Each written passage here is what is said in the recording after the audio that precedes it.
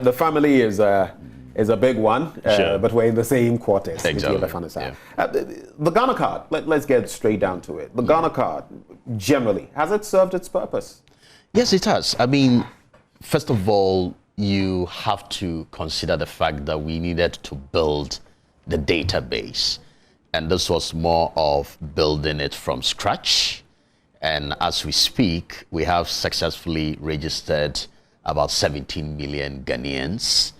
And so there's an increment. I mean, the figure we've been playing with is 15.1, 15.5. Exactly. Now it's 17 million Ghanaians. It does. Almost every day, you would have people queuing up to register at the various registration centers. So in real time, you would always have to go into the data and begin to understand what the trend is. So as of today, we've registered about 17 million. Just a little over 17 Ghanaians. million. Right. Exactly.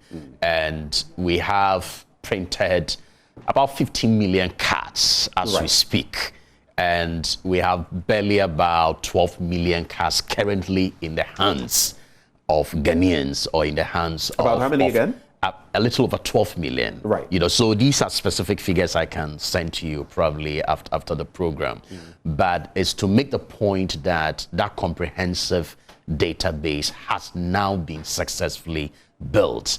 And this whole thing has been hit, miss throughout our history. Right. And if we have finally gotten to a point where we say a comprehensive national identification database has been built, then that is very, very successful.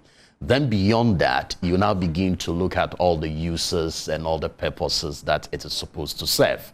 So from the get-go, I think we have been successful for now. All right, you've been successful for now. So about 17 million printed, about 12 million in the hands of ordinary Ghanaians. The 5 million in between, what happens to that? Yes, when should the card bearers, so to speak, when should they expect to get them? Exactly. I mean, these are persons that it took a while for us to print their cards.